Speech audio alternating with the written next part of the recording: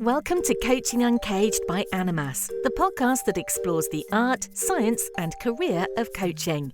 And now, introducing your host and interviewer, Yannick Jacob. All right. Dr. Rob Willson, welcome to the podcast. Hi, thank you very much for having me. It's been a joy. I don't know who I'd rather talk to about cognitive behavioral psychology than you. We've known each other for a little while. We haven't talked since I've had a kid, so lots of things have happened. But I'm just really happy that you're here and making time for this. Thank you very much. You come with, well, more than 3 decades of experience in the field.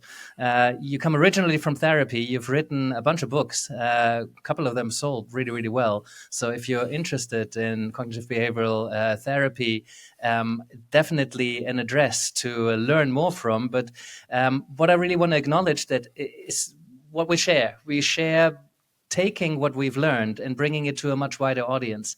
And there's so much about cognitive behavioral psychology, whether we apply it in therapy or in coaching, that people can use, right? So you've had a longstanding interest in bringing this kind of stuff and making it available to people, right? So I love that. That alone is worth exploring and worth bringing out there. But I wonder if there's something that you would add by means of introduction to people who might not be familiar with you. Sometimes it helps people to know where you're speaking from, right? So what's helpful for a coach to know about you before we jump into things? Yeah, I think that, as you rightly said, that my original training and background was in therapy, but for a long time, I've been curious about this field of coaching. And then about 15 years ago, I think I did my first ever workshop for the Association of Coaching in the UK.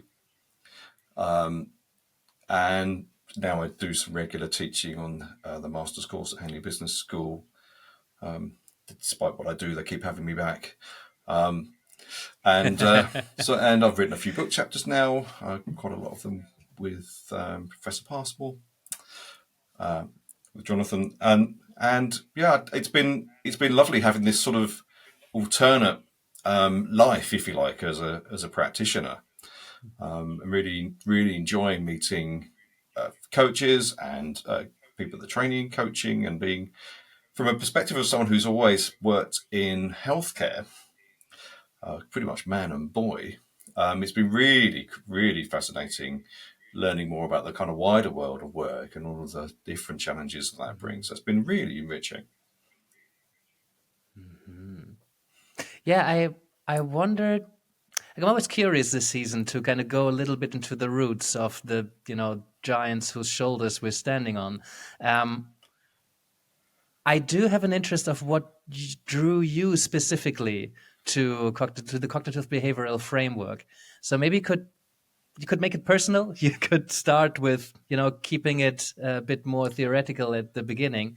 But what would you say? What is it about cognitive behavioral theory that drew you in initially? It's been a multi-dimensional path, if you like, because my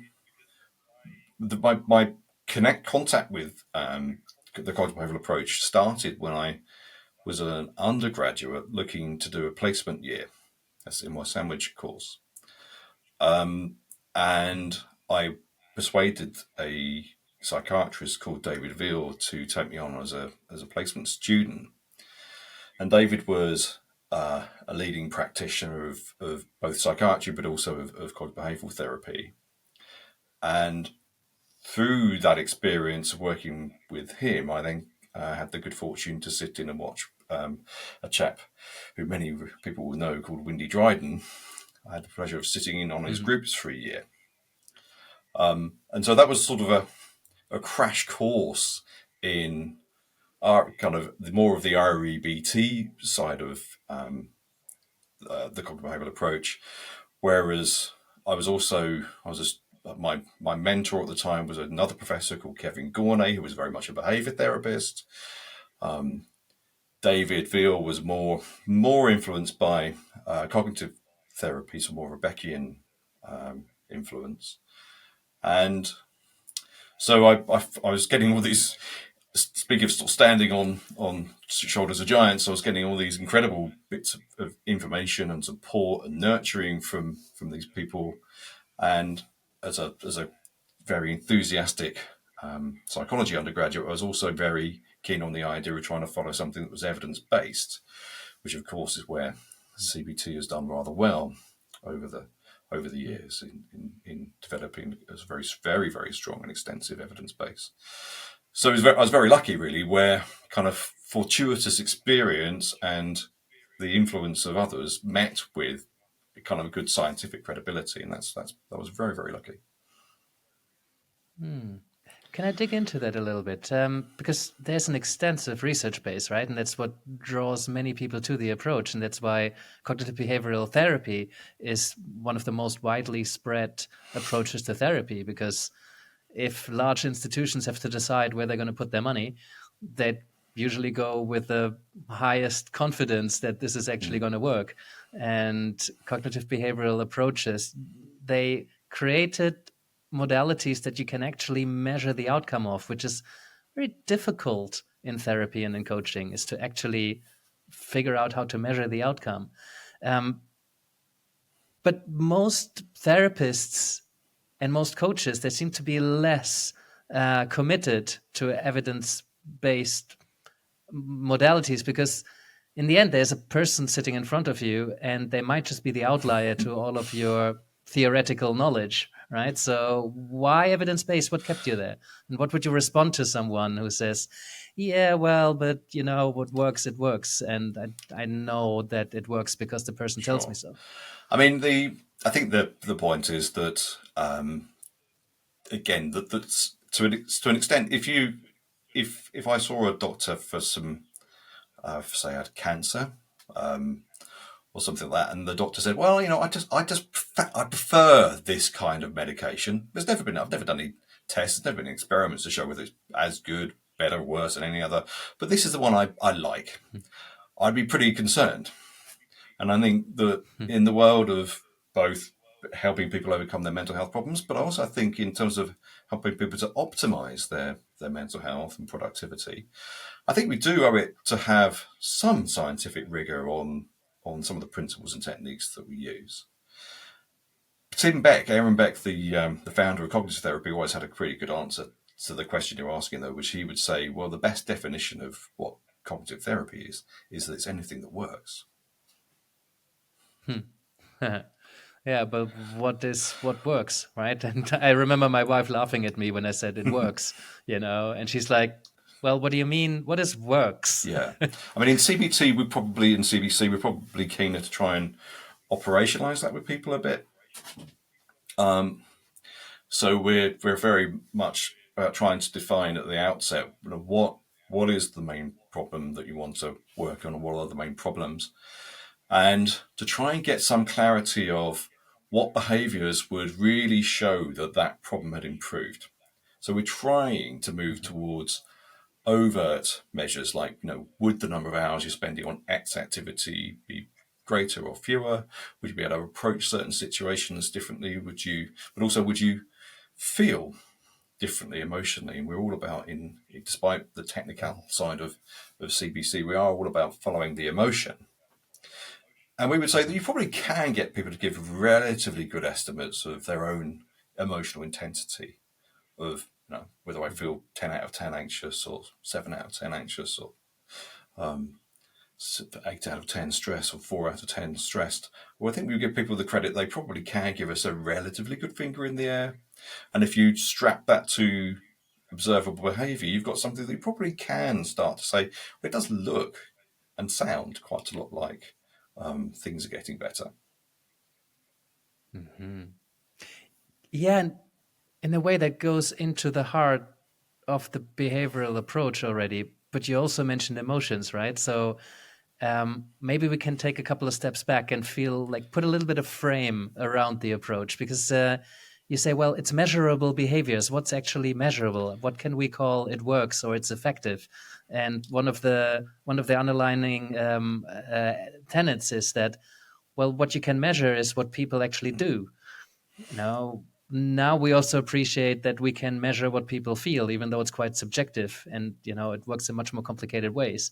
But could you fill us in maybe into a bit of the history of how this developed and how it moved on, particularly because it's not all it's behavior and then there's a black box and we're not really interested in anything that happens in between. No, that's right. And I think this was the real influence of both Aaron Beck and Albert Ellis in trying to fill in that black box. Because before, so in the 50s, there was a good, strong tradition of behavior therapy, and it was, it was showing pretty good outcomes for things, particularly things like phobias. But it maybe, this is contestable, it maybe wasn't so good at depression and other perhaps more complex emotional states. That isn't entirely true, because there is a theory that actually perhaps the behavior therapists were doing very well, actually starting to develop good treatments for depression, but the cognitive therapy guys kind of hijacked depression. But that's a whole other story. People like Chris Martel and their behavioral activation are, they've shown extremely good evidence as an efficacious behavioral treatment for depression, focusing on things like reward and so on. But as I say, that's probably a whole other podcast. However, well, it's good to kind of underline that there's many different camps within cognitive behavioral psychology, right? It's often kind of bound together, but there's behavioral psychology and behavioral therapy, there's cognitive therapy, and then there's all sorts of different versions of cognitive behavioral yes, therapy. And as a client, if everyone's seeking cognitive behavioral therapy or even cognitive behavioral coaching, ask the coach or the therapist, which kind do you tend to align yourself with? Because it is a really broad church. There's the compassion focused folk, there are the acceptance and commitment therapy folk, there are the behavior therapists, there are the cognitive therapists, there are people that are metacognitive, there are the mindfulness-based cognitive therapists, to name and the old REBTers, to name but a few. So yes, but I think the thing that both Beck and Elliot brought was this preponderance of like, look, we need to have something to say about how people work internally. And Albert Ellis kind of came at that more through his interest in philosophy. He was a massive consumer of philosophy, even as quite a young person. So he began to think of, the idea that maybe people were constructing their world through their philosophies, and that's the meanings that they're bringing, having an impact on their emotions. And of course, Albert was very, very focused on the rigidity of people's thinking, the musts, the shoulds, and so on. But he was very influenced by the Stoics, as was Beck. But Beck came at the question of it is worth mentioning that both of these founding fathers of cognitive behavior therapy, Tim Beck and Albert Ellis, they were originally trained as analysts. They just didn't like it. They both, I think, felt sort of similarly frustrated that it wasn't really as helping their patients as much as they wanted to. But Beck came at this as with more of a science. So Al was more philosophical and interested in, could he use people's ability to reason as a way of helping them to sort of persuade themselves and change their thinking patterns. Whereas Aaron Beck was more interested in, when he was doing some research on depression, were there any evidence for some of these psychoanalytic constructs that were held to be behind depression? And what he found was, in fact, there just seemed to be a lot of very gloomy and negative and pessimistic thinking. So he then became interested, I wonder if that's something that we could change. So they both brought, so the bolt-on of the kind of more cognitive revolution came slightly from different perspectives, but both Albert Ellis and Tim Beck have both kind of given each other a fair bit of credit for the fact that they've brought different personalities, and it is safe, having met both men, it is safe to say the personalities of the two men were pretty different.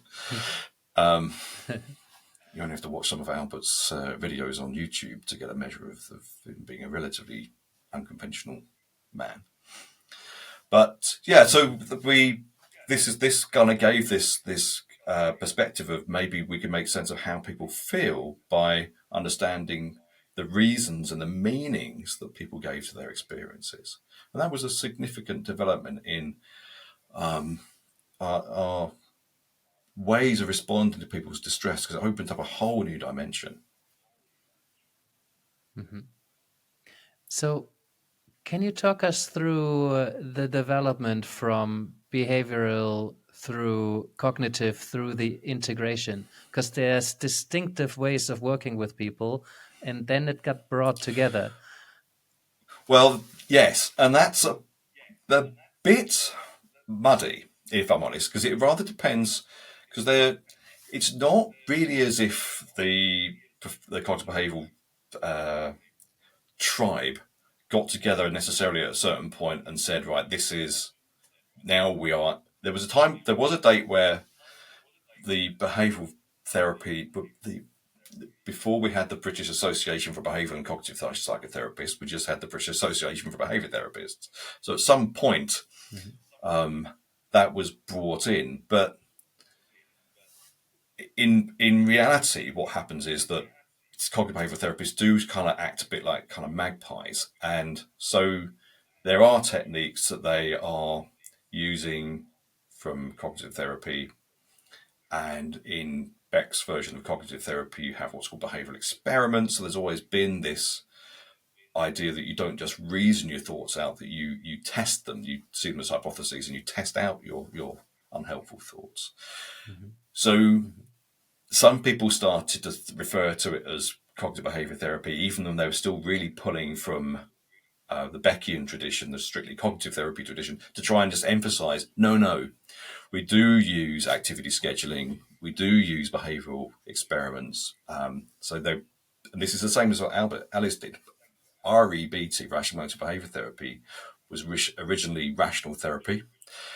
And then people criticised it for not being emotional enough. So he said, right, we'll call it rational emotive therapy. Fair. That's a fair criticism. and then it was being criticised for not being behavioural enough. So it's right, we'll make sure that we get across that we do use behavioural techniques. So let's call it rational emotive behaviour therapy. So some of it's been done partly sort of, so arguably behaviour has always been embedded in these, what were theoretically more cognitive approaches. Beck and Ellis would both say that the behavioural change was always embedded. So they were always a cognitive behavioural approach. But what the CBT, particularly in the UK, there was a very strong behaviour therapy tradition. People like Isaac Marks and Vic Mayo and so on were real powerhouses of sort of psychiatric treatment using behaviour therapy. So, in fact, what a lot of clinical psychologists and therapists were doing were taking, sort of cherry picking some techniques from cognitive therapy, still staying true to their behavioural therapy, their exposure and exposure response prevention techniques. And so it's sort of, so you could argue that there's always been it's always been cognitive behavior therapy, but I think you would also say actually there's been this integration, but that's been done at quite an individual level. Some cognitive behavior therapists are very, very behavioral. Some cognitive behavior therapists or cognitive behavior coaches are perhaps not so stuck with exposure therapy and things. So it does vary still quite a bit from one person to the next. Yeah, that's my experience as well, and actually across coaching, right? Some coaches, they work on a very cognitive level, some work on a very much an emotional level, and then I remember there's this wonderful triangle of thoughts, feelings, and behavior, which is just so helpful because they all influence each other, and you could start in any section as long as you kind of have a view that all of them are active. And I remember the day that somebody told me, oh, there should be a P for physiological. It's actually a quad. And so I'm like, oh, well, that kind of makes it rational, emotive, somatic behavioral therapy.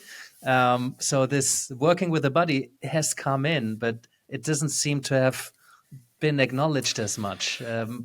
Is that now Yeah, part of it? that's something I've tried quite hard to bring into the cognitive behavioural coaching literature, is what we call the hot cross bun, which actually belongs to Yes. Greenberg and Podesky. At least that's where I first came across it, and that's Yeah. been around for. I'd have to check my sources here, but it's at least 20, 25 years. Sometimes it's called the 5 areas approach, just because, why not give it another name? But Five? five areas. Yes, let me explain why it's also a hot cross bun, because it is this quad, as you said, of cognition, of emotions, of physiology and behaviour. But we also acknowledge that human beings don't exist in a vacuum. So the hot cross, the reason it looks like a hot cross bun, it's a bit of a stretch, but it It's a bit of a British well, thing. that's right. I've The learned world this. might not know. Google it. Google it, taste it. You might I've like learned it. this teaching that some people need explaining what on earth I'm on about. So the idea is that quad, the framework, sits within a sort of broader circle that represents the environment for the person, which is their home, their family, their relationships, their work context, which of course acts upon us as human beings, but we act upon it.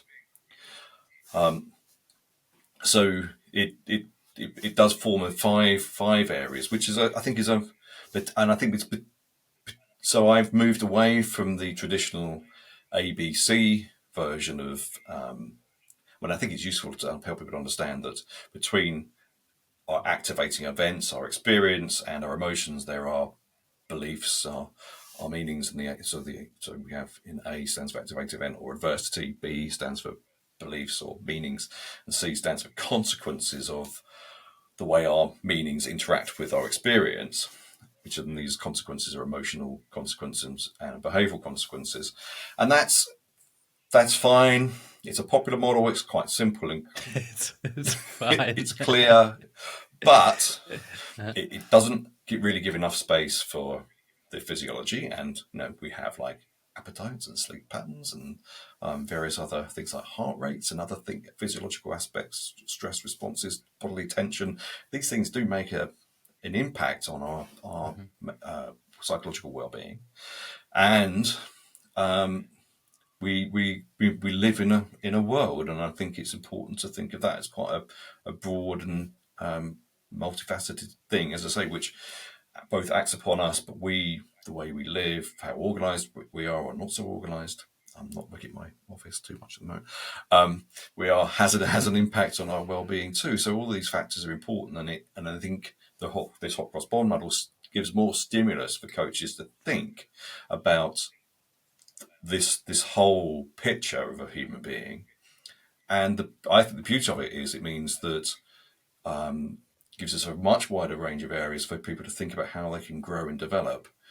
And particularly sometimes you find that some people aren't so able to maybe change some aspects of their thinking, but they might do better at then taking better care of their environment, which is still going to be to the benefit of their well-being. Or some people might find that more physical strategies and shaping up their sleep pattern and their activity and exercise levels, that's a great way of improving their mental health. You didn't have to spend very much time debating or analysing their helpful thoughts. So it gives us in a really wide range of opportunities to intervene.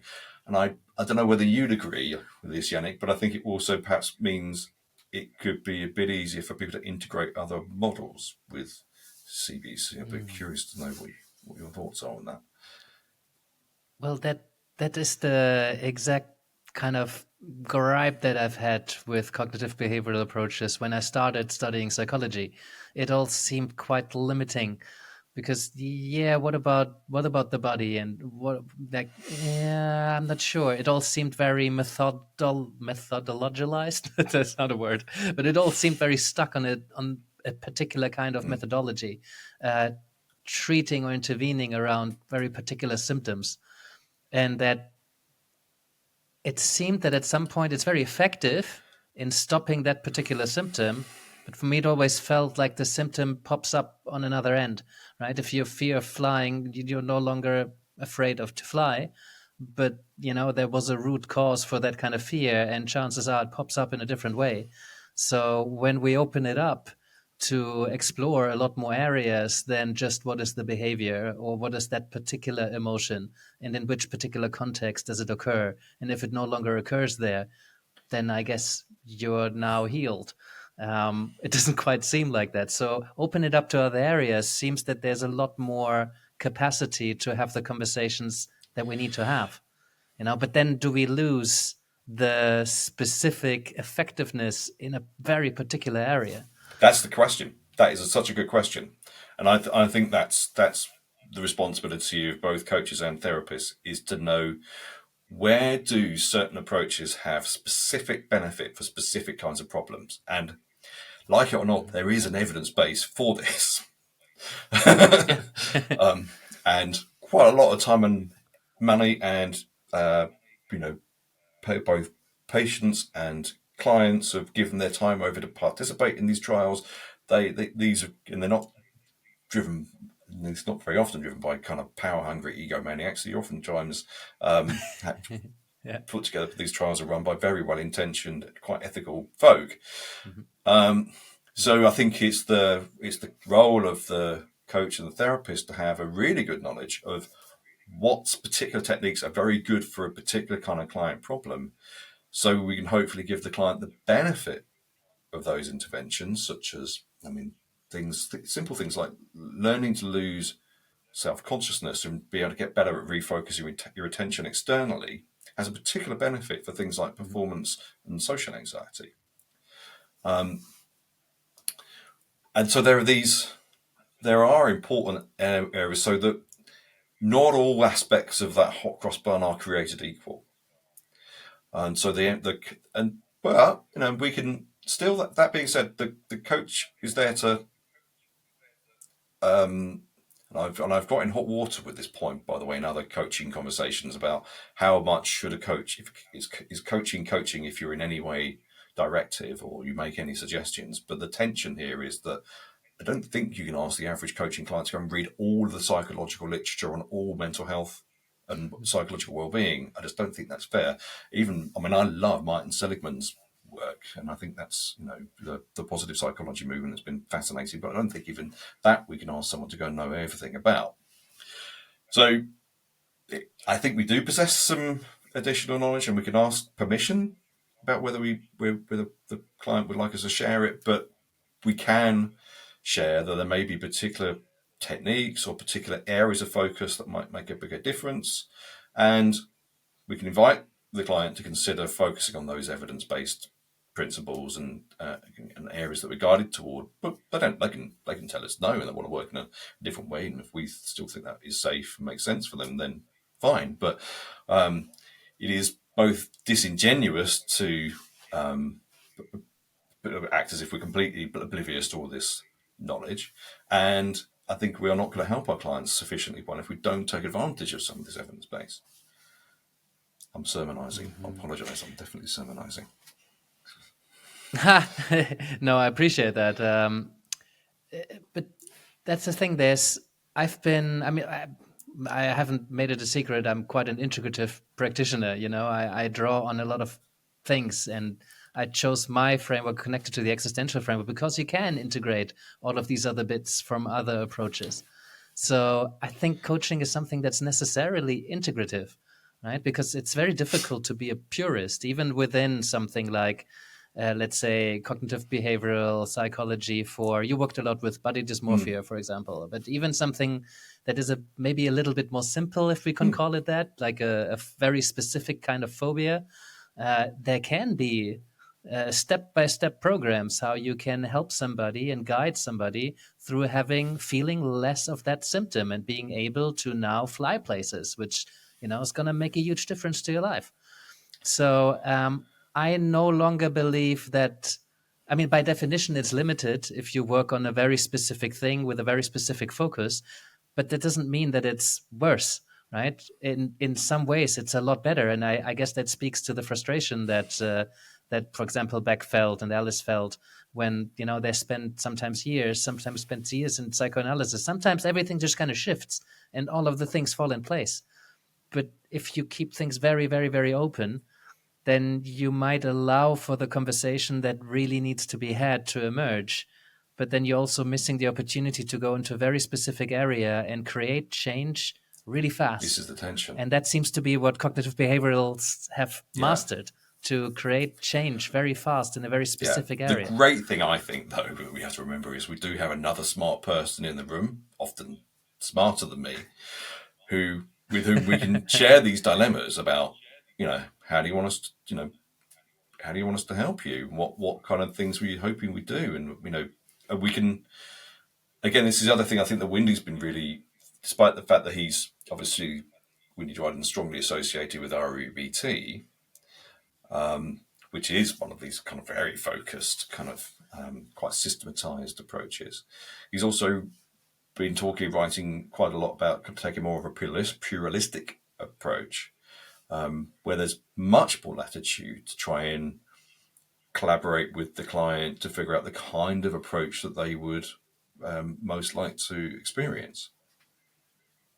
And that's so coaching, no? The client is the expert. The client has their answers. We need to be in partnership with them. And that's not a classic traditional therapist approach to the work. No, that's right. And I've often said that I think that whilst I think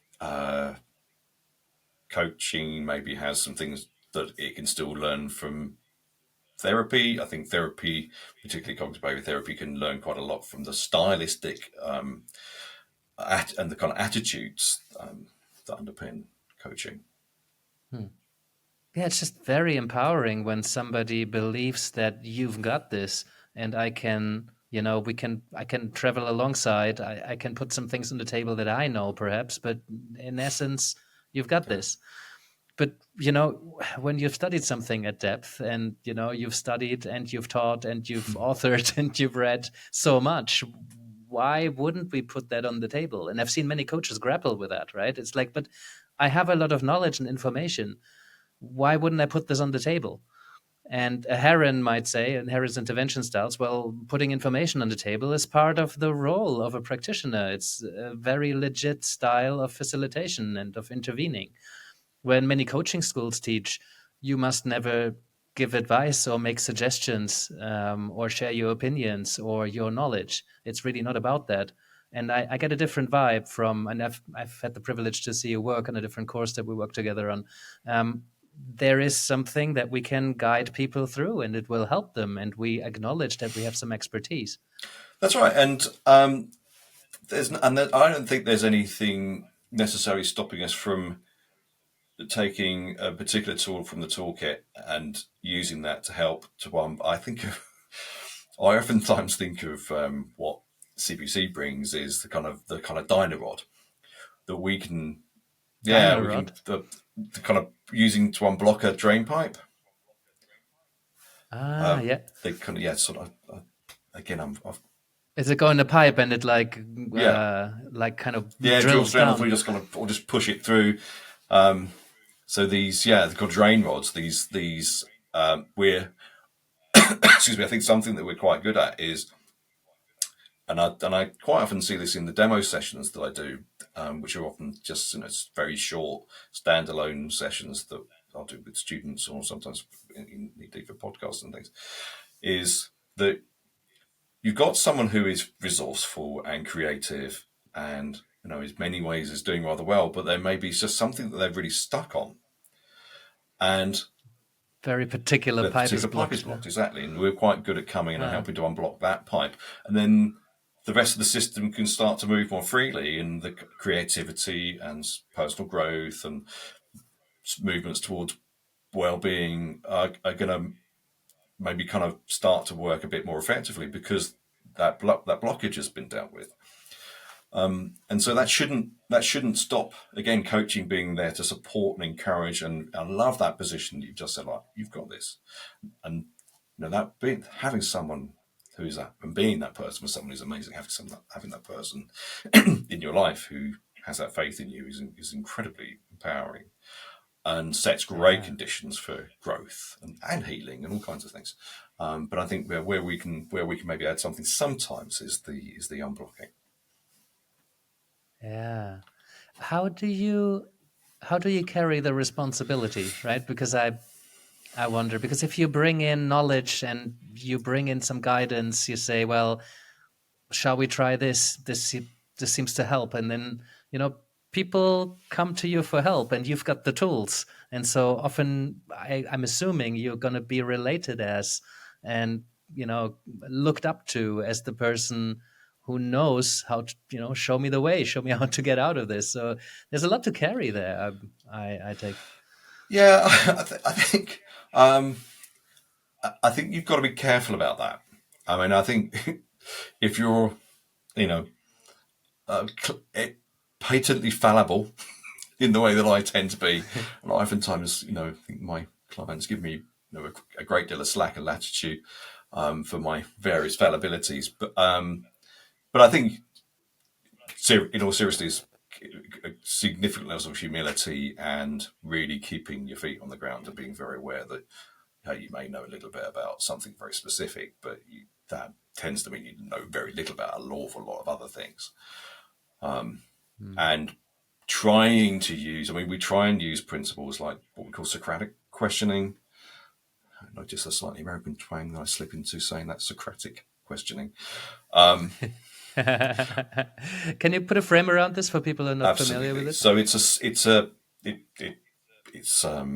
it's obviously linked to Socrates, who used to try and teach his students by, rather than explaining things to them, by asking them questions. And this is one of the styles of the cognitive behavioural coach and therapist, is that rather than telling or teaching, we'll try and ask questions to help people to figure things out for themselves. We know that can improve. So it might, things like what do you make of that? What's the evidence for this thought? What the evidence against that thought? Have you thought about, is there any other ways you've ever used in your life that have helped with similar kind of problems that you could try and transfer? So we're trying to, when I was learning how to do this, I used to have a screensaver on my computer saying, let the client's brain take the strain. Meaning, try if you can. You've got to be careful not to kind of fire so many questions at people that they sort of feel like they're on the spot and being interrogated.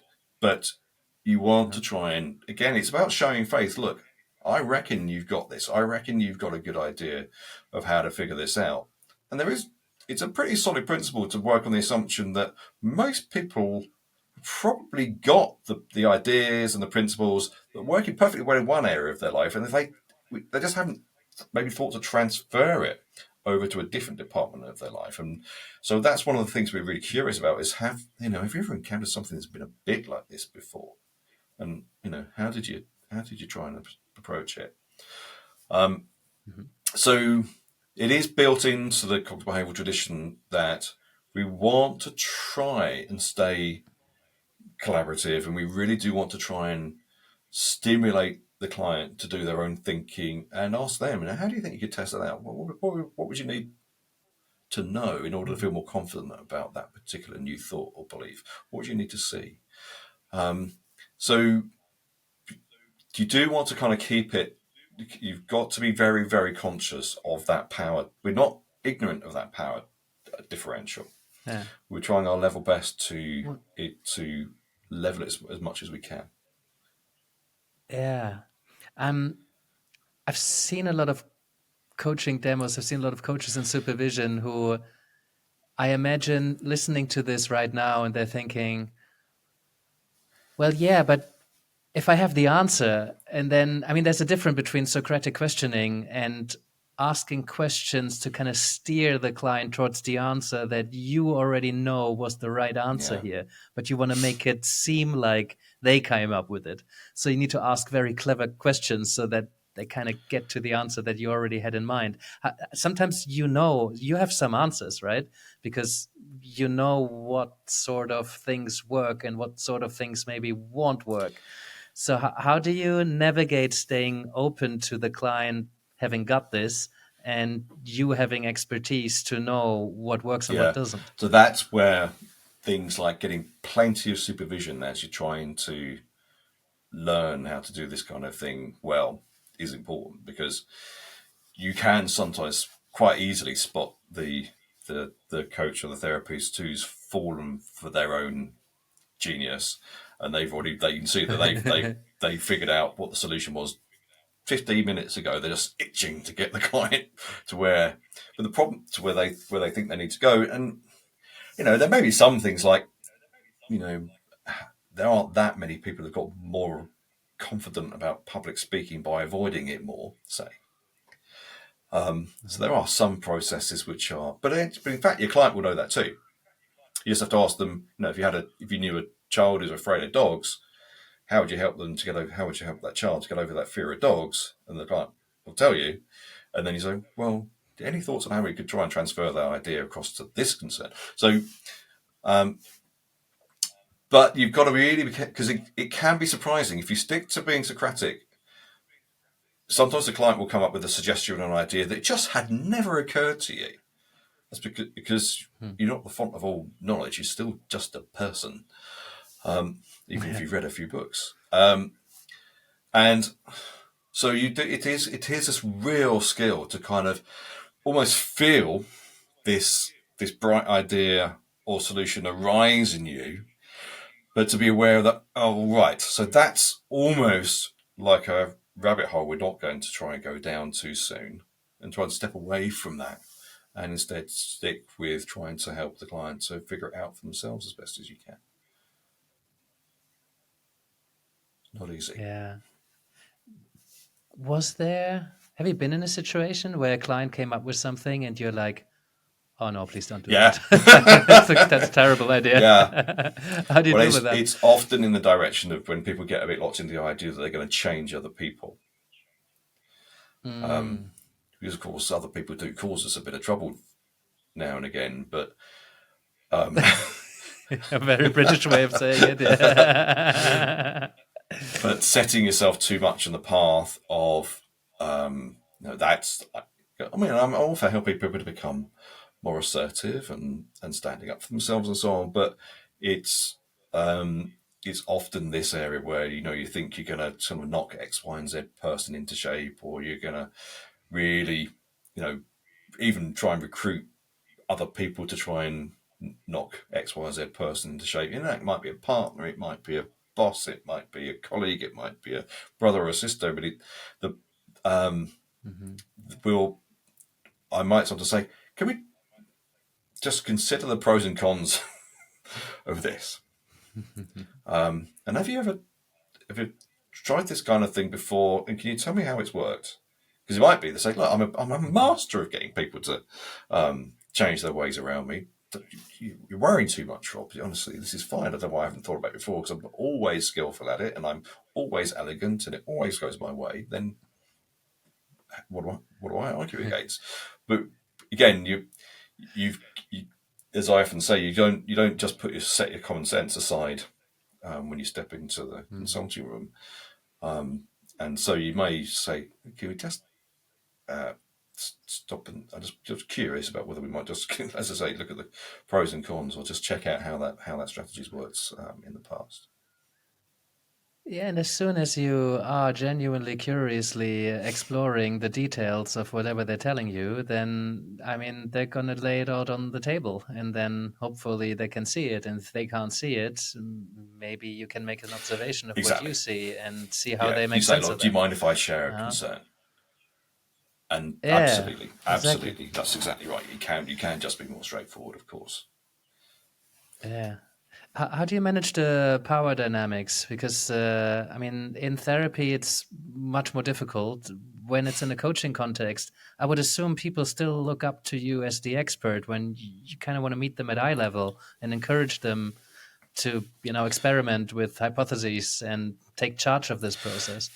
Well, what do you do to level the playing field? Yeah, I mean, I think there's some sort of peripheral things like even that 2 minute. I'm a big believer in just a couple of minutes kind of warm up chat before getting stuck into a coaching or therapy session, and I think having just a real drive to come across as just a regular, authentic human. Doesn't mean you're kind of, you're pouring your heart out and then emptying all your problems out onto your poor client.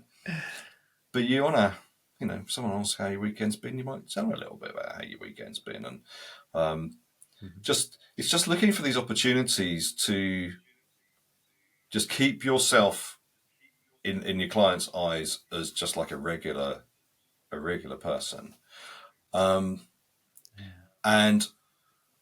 really emphasizing that the other thing, the way that the CBC tries to balance this a bit, and I'm not suggesting that we're perfect at it, but I think there are sometimes reasons why I'm not keen on coaches and therapists wearing suits, for example, unless it's very appropriate for when there are some very high powered banks I've walked into. I don't think I feel safe going in there without wearing a suit. But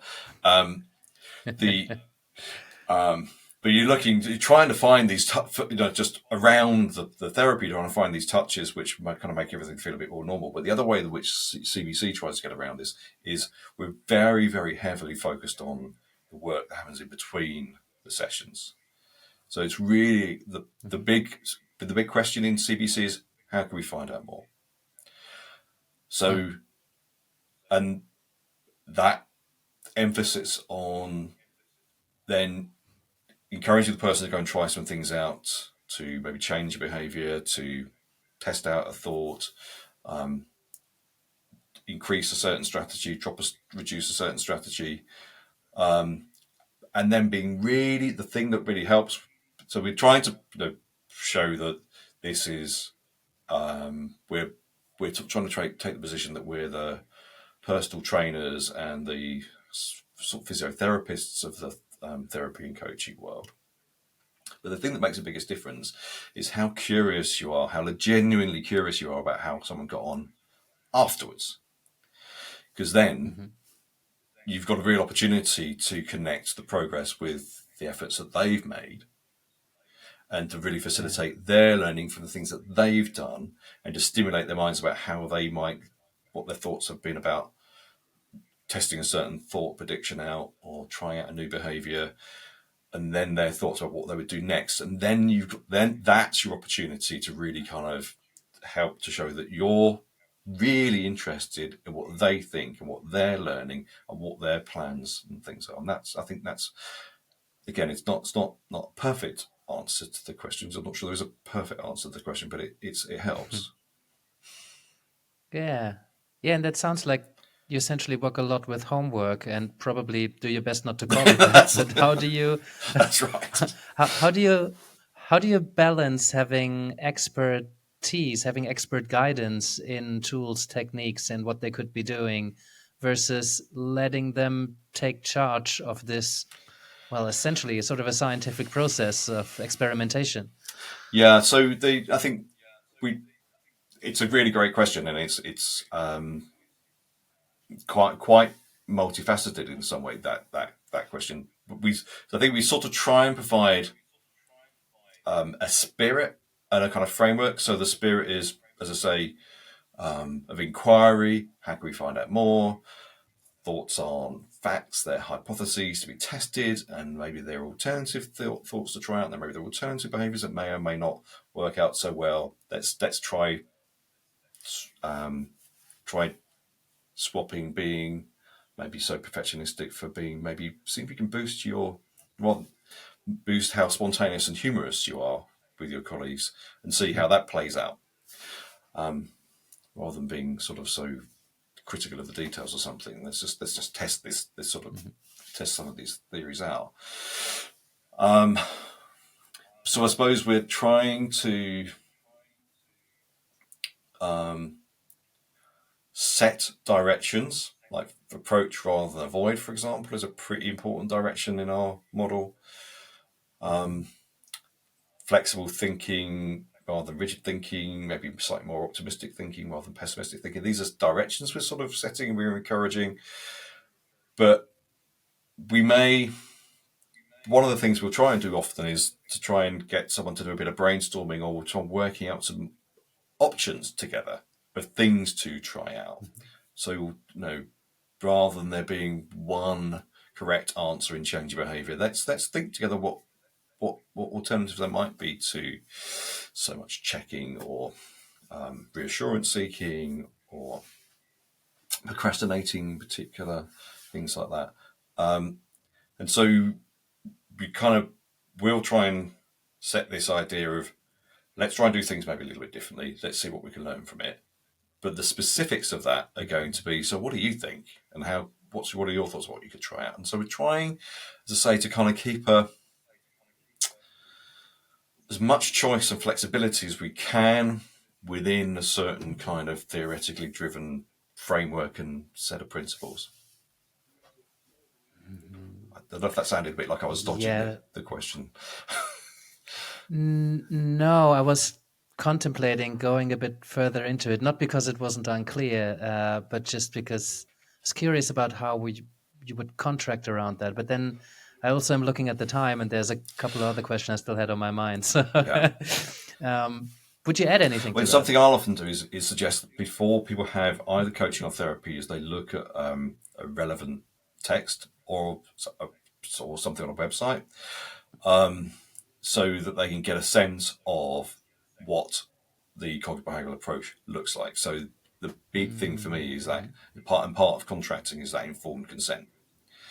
And it is really important to me that people understand. I mean, and because CBT and CBC is relatively now well known as this evidence-based model, yada yada. Quite a lot of people are quite keen to get it. Well, they may not always necessarily know exactly, still even so, what it really looks like. So I'll oftentimes guide people towards something that helps them to make a better informed decision to partake in it. Mm-hmm. Yeah, I really want to underline that. At some point, I came to the conclusion that you can do whatever you want. I'm a big believer in the practitioner's freedom to offer whatever service they want to offer. I think it's ethical if you are able to communicate relatively clearly what it is that you do and what it is that you don't do. What are you willing and able to do for someone? And if you have a conversation about your expectations and their expectations, and you're able to frame this in a way that it cannot be super clear sometimes, depending on your approach. But you can give people a good enough idea of what it would be like to work with you. And if they then say yes to that and they want to pay you for that, then, okay, work with crystals. Like, I don't think that's going to do much. But then if people really believe that that's going to help them, placebo effect is well documented. So as long as you don't have cancer, then I think you can do whatever you want. Yeah. And I think that in things like training and supervision, it's really important. We're trying to help people that are perhaps a little bit newer to the profession feel confident that they can sort of say what they don't do, and that they're not necessarily going to find themselves without any clients. Because the best way of getting more clients, generally speaking, is to be pretty good at what you do. And sometimes that means getting quite expert in being very good at particular kinds of problems or particular kinds of techniques or strategies, or a particular style, even a particular comfort in a particular mode that you have when you're working with, which may well be an integrative model but it's the way that you use that. It's your sense of, say, for you, you're very, very personable, but also you come across as very calm and kind of unflappable, and that persona that perhaps someone can bring is really important then. But so we have all these strengths, and it's okay to say there are some things we don't do. Yeah, absolutely. And I think it's important, because otherwise you'll end up with 6 sessions down the line and they're like, where's the thing now? Just, but it also is a beautiful transition into a question I've been having on my unofficial list in the back of my head that has to be asked, because particularly because you focus on areas like depression, health anxiety, body dysmorphia, OCD. This stuff comes into the coaching room. It's not a black or white. It's not a line at which point you are depressed. I mean, there is a line for clinical surveys. If we look at it's well defined clinically, but in essence, it's not a clear line when depression starts, or when anxiety becomes clinical, or when somebody becomes from a bit of a quirk to an actual obsessive compulsive disorder. So where's that line? To what extent can you use this stuff in coaching, and at which point should coaches better refer people out to somebody who's been studying this at depth and is properly licensed? Yeah, and I think this is the question that I probably get asked most commonly about, particularly I think because of CBC has a much clearer relationship with CBT, and CBT then has this kind of this reputation for tangling with kind of more complex clinical problems. And I'm very well aware of the dilemmas that coaches feel about, the coaching's about trying to help people to develop and grow, but isn't necessarily about fixing clinical level problems. But as I often say, a lot of your clients won't have read those rules, and they're not sticking to the code of conduct that you're holding to so tightly. Because human beings are human beings, whether they're patients, clients, or us, coaches or therapists. And I think you can obviously sometimes, tell very early on, if you're asking someone to tell you a bit about what their problem is and what they're hoping you can do, you sometimes tell that they're so full of so much anxiety or depression or worry or things, or very extreme and debilitating obsessions. And there are some clues, like if a person's spending more than an hour a day worrying about a particular thing, that probably gives you a clue that they may be in the domain of, say, generalized anxiety disorder, or maybe OCD, or maybe health anxiety, or something like that. Because so you've got things like, how much time is the person's mind kind of dominated by these particular concerns? Yeah. You've got Can I just pause there, because that question comes natural to you. I'm sure it doesn't come natural to a lot of us. I'm not sure the last time I've asked, how much time per day do you tend to spend thinking about this? It's not a question that I commonly ask. What are some other questions that you naturally would ask in order to assess that? So I'm also curious. So psychiatric disorders are also, the way you know that you're dealing with a psychiatric level problem, and it's not, it's kind of unsubtle. So a lot of it's about, then you've got clinically significant levels of distress. So, you're feeling sad and down, or you're feeling like bone-crushingly flattened and depressed, and you're feeling just super low all the time, and you really can't even get yourself out of bed. Which leads me, or you're so full of anxiety, your heart's racing all the time, you've got massive physical tension across your shoulders. There's that clinical level of intensity of emotion. But the other thing that makes a psychiatric disorder is that it's causing significant functional impairment. And that means that probably that's why many of our coaching clients probably won't have that, because they're likely to be working and functioning relatively well. But if you've got someone who has stopped going out very much, and they're spending a lot of time in bed, or they're really heavily procrastinating their work, it's gone beyond pushing the odd task down the road and being bad at filling out your tax return, and actually everything's starting to pile up. And it's not just the dishes in the sink, but the kitchen's now a bit bare of food, and you haven't changed your bed sheets in a good while. There are these indicators which are about how much something is interfering in the person's ability to live. I know normal is a tricky expression, but is able to function in an everyday kind of way, uphold taking care of their physical well-being. They can eat, drink, and sleep relatively well. They're able to go out and about, and they're interacting with people around them. They are managing to get to work on time and function and performing okay at work. They may want to get better if they're coming to see a coach, but where you've got these kind of, dominating your life, it's causing you great levels of distress, shame, guilt, depression, anxiety, and it's stopping you from being able to perform the everyday functions you'd expect someone to be able to perform, then your radar for this being maybe more of a sort of clinical level problem should go up, and you would talk to the client about whether they've ever wondered, or ever sought help for a mental health problem or anything, and you might then talk to them about maybe sometimes I'm concerned that I might not be the best person to help you with some of this stuff. Would you be open to talking to somebody else? And you might think about, they first go to see their GP, they go see a psychiatrist, they go see a therapist. And there is another, I will stop, I promise I'll stop, but there is one other thing that sometimes when there's going to be times a grey area, where sometimes you're not sure whether this is maybe someone is a little down and thinking they're a bit more down than necessarily keen to be part of my kind of caseload. However, we get along really well. They seem to really value our time together. We seem to have a good rapport.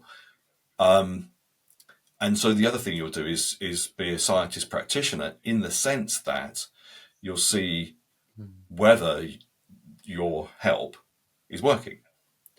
And you might say, well, no, I feel like things aren't so extreme. It's kind of on the cusp. Maybe, I might even talk to my client about that. But maybe we'll see, if in 6 weeks' time, maybe things are starting to improve. That's great. Then maybe coaching's the thing. But if in 6 weeks' time things are not changing or getting worse, then you'd have to stop and think about whether this is the right course of action for the particular client. Yeah.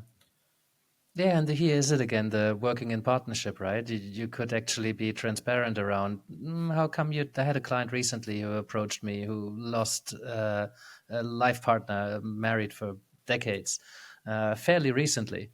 And it was one of those things where I was like, we have good rapport. This seems to work. They seem to get a lot from this. They seem to be in a really stable mental state, having processed this relatively healthily. But who knows? I mean, all sorts of hell might break loose 2 sessions down the line when the floodgates open.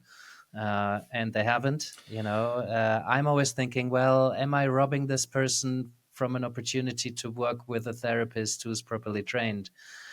But then the bottom line is, well, include them and stay open to this. And if you don't feel like you're the right practitioner for them anymore, what you just said is just beautiful, right? It's like, I don't think I'm the right person to work with. It's not mean you're too broken, you need a therapy.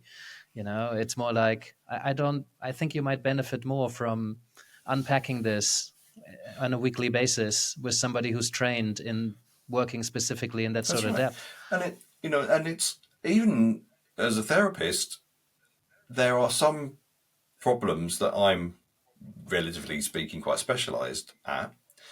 But in my time of becoming more specialised in problems like OCD and body dysmorphic disorder and health anxiety and so on, where I was once very on top of problems like post-traumatic stress disorder, it's fair to say that I used to run groups and do quite a lot of time with PTSD, but I'm more rusty. So if I feel like someone really needs some specialist stuff for their post-traumatic stress, I'll still refer them to another CBT therapist, simply because that CBT therapist is going to do a better job than I would in this particular problem area.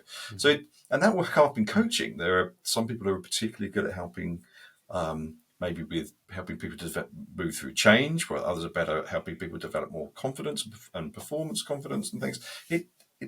It's okay, as long as clients feel like our heart is in their best interest. Again, they'll usually cut us quite a bit of slack. Exactly. Yeah, exactly. I mean, that's so beautiful. If you get the feeling that this person here cares so much about me that they're willing to not work with me, if that's the feeling you're transmitting, then that's, you don't have to worry about having somebody feel rejected or abandoned, because if they get the feeling that that's really the furthest from the truth, then, you're just being really supportive, and that might mean not working. And it might even be that you say that if it turns out that someone has kind of clinical level problem, or during the course of their coaching develops one, which is something that people don't ever talk about, is that people still have experiences and health problems during coaching that arise that weren't here. We couldn't assess for it, but it started and screen them out and send them away because they had a life and things happened and their health changed when they're with us.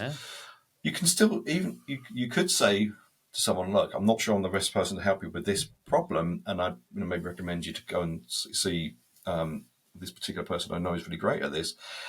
And if you still want to do some work or some other stuff after you work through that, I'm still going to be here. I'm happy to have you back. Yeah, exactly. And what I've also heard from this is that the way that you work with somebody, it might not actually be that different, and that a lot of the difference between coaching and therapy, and I've heard this from a bunch of other practitioners from different psychological lenses, it's more about the resourcefulness of the client and what kind of mental state the client 100%. is. Yeah. Right. So studying cognitive behavioral techniques will actually help you, whatever your clientele is. There's this idea that the difference between coaching and therapy is, coaching is forward-looking and therapy is backward-looking. Well, that's not very true. We're not that we do take into account. We understand people have life experiences and that they would have learned for the better or worse from those life experiences. So we do appreciate that there is space in therapy sometimes to look at the past, but we're a very forward-looking therapy, and so we're not stealing that from coaching. We've always been a forward-looking therapy, and sometimes in coaching, you will find that the reason someone's so stressed about their current job is it's got echoes from a really terrible job experience they had a decade ago. Right, and they're afraid that some of the same things are going to happen again. They don't have post-traumatic stress; it's not a clinical problem, but to make sense of the present does need sometimes to mean you've got to think about the past, and by making coaching so brittle, I think I think my concern. I think there are ways of helping to make sure we stay practicing, the coaches and therapists continue to practice ethically without putting such tight confinements on the ideas and the focus that actually it means we're not actually going to do the best job for our clients. Yeah. Lovely. I could talk to you for hours, Rob. I think we have to call it a day here. I guess my last question would be if coaches out there feel they resonate with this, so maybe it opened some new doors or maybe moved some misconceptions about cognitive behavioral approaches to coaching, where would you recommend a coach that wants to look into this start? Well, Nina and Dryden have got a really nice book on cognitive behavioral coaching, which I would certainly recommend. Is that the one that's simply called Life Coaching? I think it's. I know there was a bigger volume that is a bit more. Yeah, academic. I think the one I'm thinking of is called Cognitive Behavioral Coaching. Right. Okay.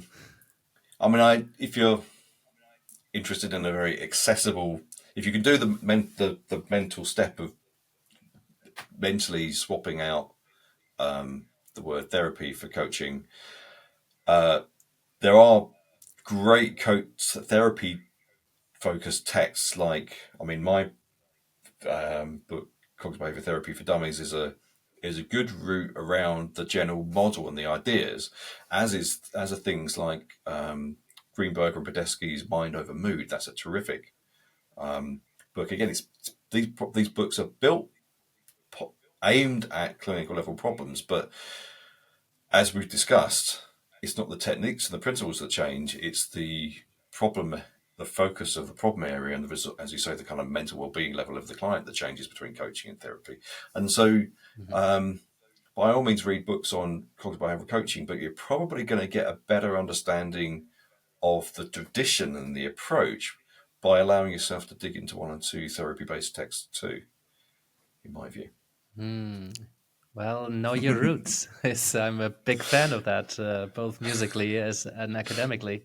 It's good. It's good practice. That's in part also why we're doing this season, exploring some of these roots. So, Rob, thank you so much. Where can people find you if they want to learn more specifically from you? You mentioned some of your books. Where do people step into your sphere? That's a good question.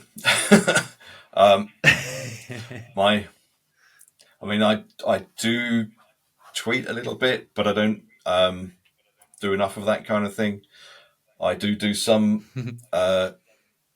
sort of teaching and training in CBC here and there, but I'm rather overstretched in having a lot of fingers in different pies. So my sort of Don't step into my my sphere. availability is regrettably sort of limited. But yeah, I mean, people can find me through LinkedIn and things, of course. But yeah, I sort of I'm in the, I guess, enviable position of having a great deal of different projects and hats. So my capacity is a little limited to engage too much, I'm afraid. But not that I'm not interested. It's just I'm only me. Well, fair play. And thank you for having written what you wrote, because everything I've read from you is really very good. And extra thanks for making time for this podcast. I Genuine really pleasure. appreciate Thank you it. very much for having me. To watch these episodes on video, make sure you also check out youtube.com/animascoaching. See you back here soon.